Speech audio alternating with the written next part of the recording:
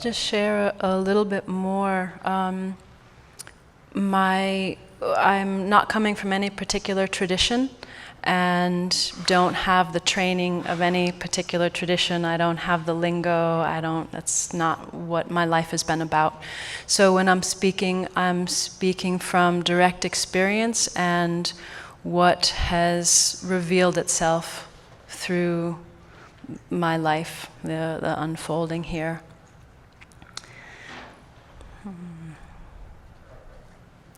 What I was excited to speak about, this bliss, embodied bliss, is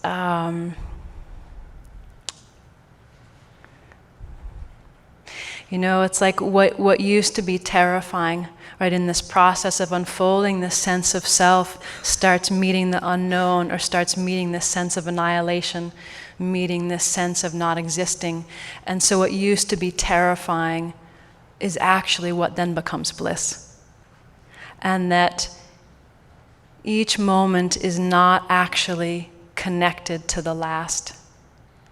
And so when we're identified, there's a sense of who we are that keeps getting, I don't have a word, that keeps appearing and reappearing, and it's not actually related to the last, which is also why awakening happens in a second. It's a truth that's already present. But when identification is happening, we're living through that lens of experience. And so this aspect of living the unknown is what I was really excited about. So as I was saying, what used to be a place of fear as a sense of identification would meet this unknowing, this not knowing. In the continual unfolding or process of that dissolving, there is the lived realization that is what's always happening, is we're always becoming and always not existing simultaneously. And in that fullness of fully being that and living that, the byproduct is an incredible joy. So part of the offering here is that invitation for you to step more fully into not knowing, and to step more fully into that sense of the non-existing, because that's where the freedom lies. I was just leading a retreat in Sedona last week. There's someone here who was there, and I'd been taking off time from teaching and from doing healing sessions because there was a larger shift that it's been taking. It's one of the reasons I've been in Kauai. It's been taking a while for the integration to stabilize and to ground. And one of the images that came forward during this retreat. So I hadn't spoken about what was happening, right, until I did this retreat. So one of the images that came up was about the dry eraser board. You can like write stuff on there and you just wipe it off, and that's what we actually are. We are that lived creation of existing and not existing in each moment.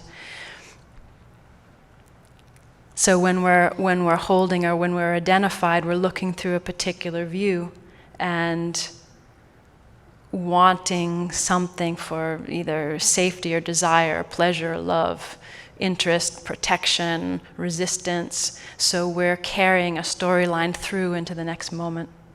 And in my experience, everything that arises simply wants its full life and then dissolves back into nothing. And it's only when we identify with it that it persists.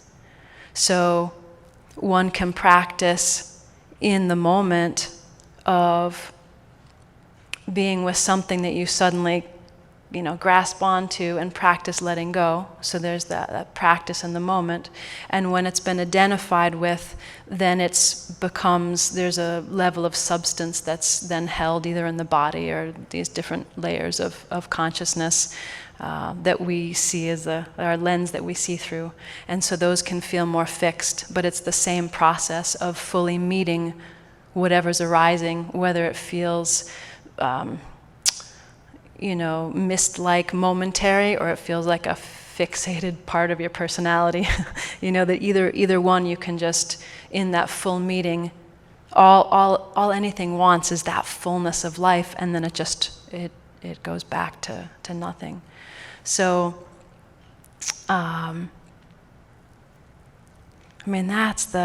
that's the gist of what I was wanting to really speak about, because our instincts,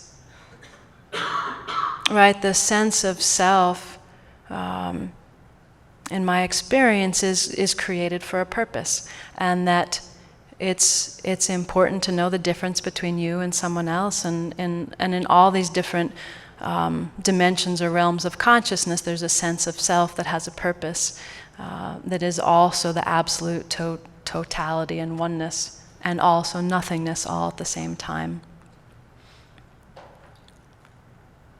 So it's almost as if we're afraid of our real nature. We're afraid of the appearing and the disappearing. Because of that, there's an integrity, a healthy integrity to that sense of self that has a function. Because of the nature of that integrity, there's like an instinctual feeling that if you let go of that integrity, you're going to be in trouble, right? Or something's going to go wrong, or you won't be safe, or you're going to die, or someone else will die, or something. It's like it has this real instinctual place of vitality. And so when we feel that place of resistance or fear of nothingness, it hits that place of vitality and that life-threatening kind of experience. And if you can recognize that it's instinctual and that it serves a purpose, and that it's just part of the fabric of creation, right? And if all creation is God, then it's safe, right? It's safe to feel that sense of annihilation, and it's safe to actually soften through it.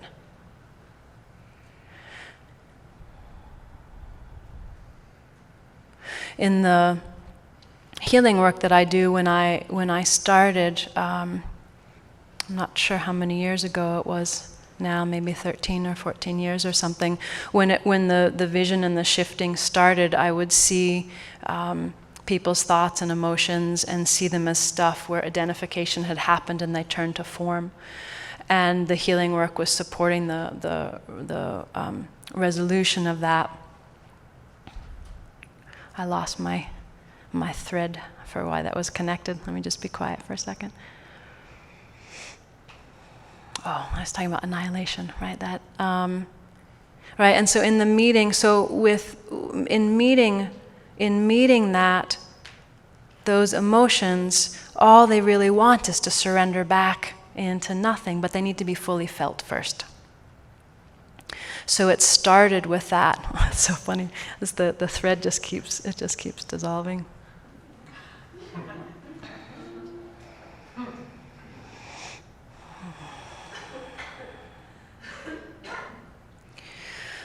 So I'd like to shift a little bit here. What I'm present with in this moment is just the vastness.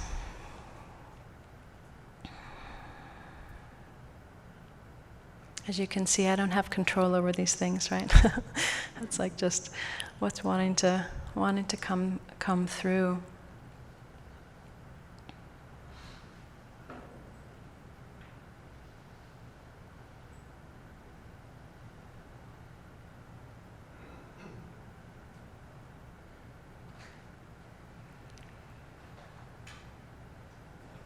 I hadn't planned on doing a healing session in this talk, but I'm starting to feel some of the energy coming through. Is there anyone interested for me taking a little bit of time to shift into that? Can I see hands? Okay, okay. Okay, so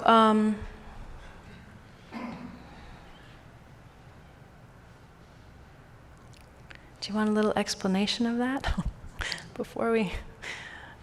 Yes, no, little. Oh, you got mixed reviews.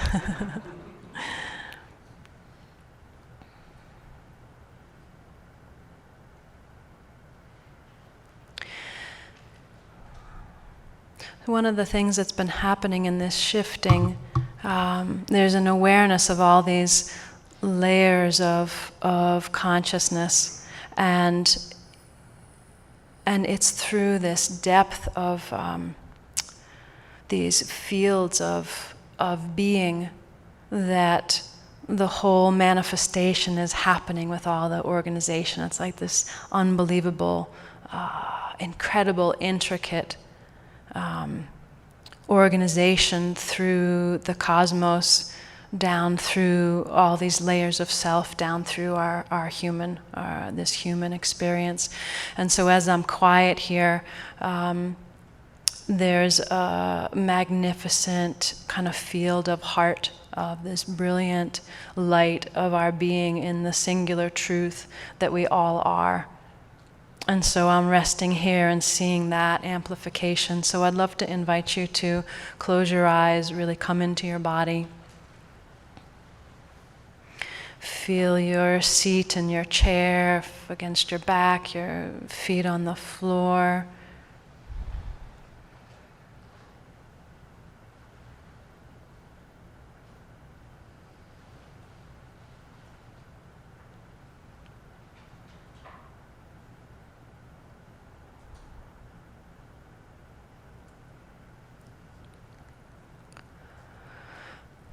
And just let yourself open to what's present here.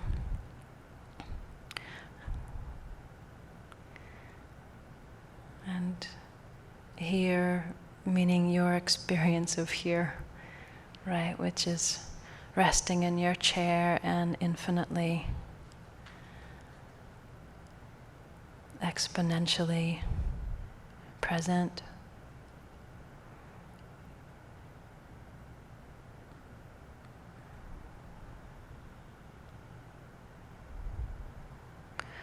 And I invite you to just keep deepening in what's present, whether you're feeling anything specific or not.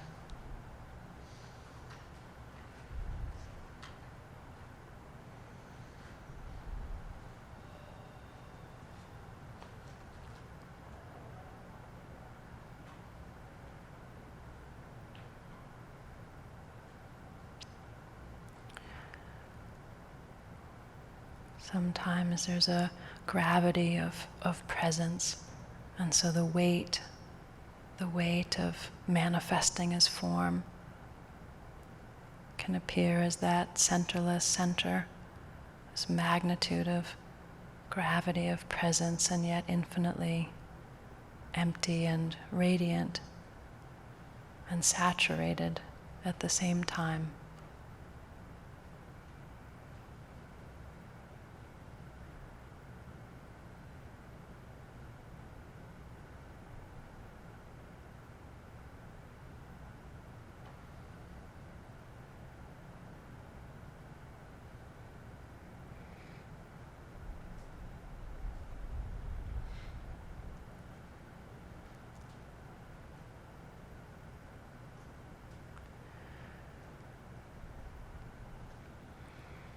As the light is increasing and in people's fields,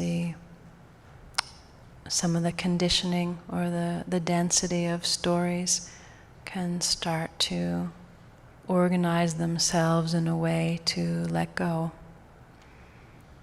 And so if you feel any particular weight or discomforts in your body or kind of increasing agitation, it's not necessarily what's happening, but just in case it is, I want to just acknowledge that can sometimes happen in the midst of the increasing of presence and awareness here.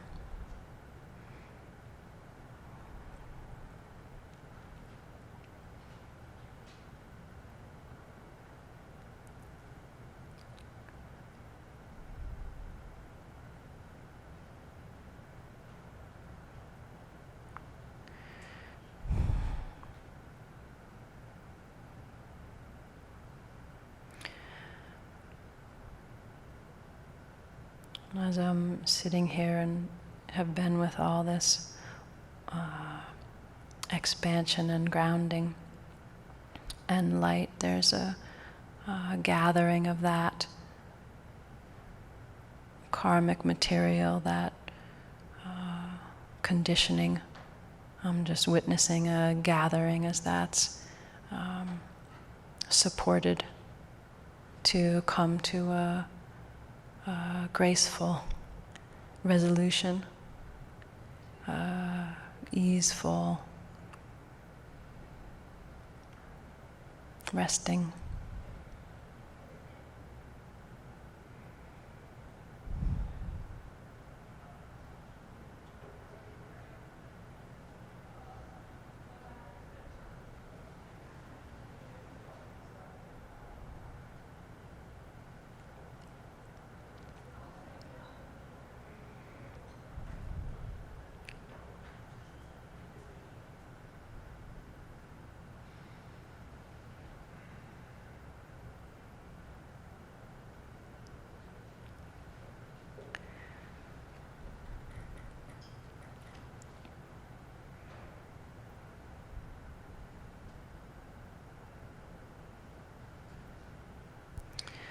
I'd like to just invite you to continue to rest in that as we shift to more words. It's been a remarkable thing for me, and just doing this work and witnessing in the larger and larger scale in which the healing and the releasing is happening on. It's the scale's getting larger and more simplified at the same time. So I was just present with these layers of karma, the spiral of DNA, the spiral of evolution, the movements of the galaxy, and being with all of that, and the naturalness in which resolution wants to occur.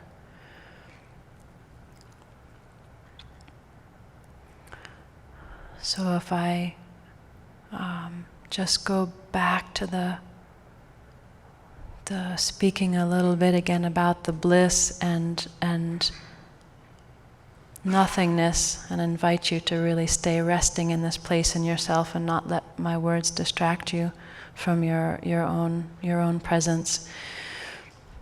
That when we get comfortable with the erasing part of the dry erase board, when we get comfortable with the not existing, it frees us. It frees us in the fullness of life, the fullness of living. And that we're both at the same time.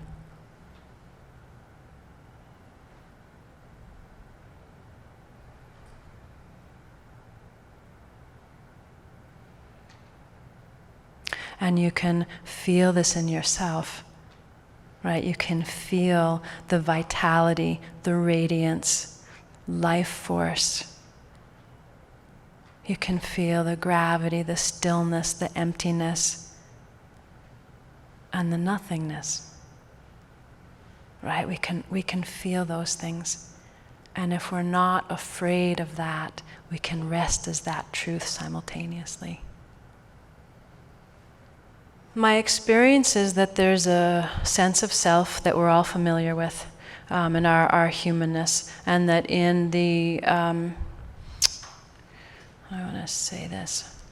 So consciousness is one single consciousness that is organizing itself to experience itself. And in order to have an experience of other, there has to be a sense of separateness to actually have an experience of an other.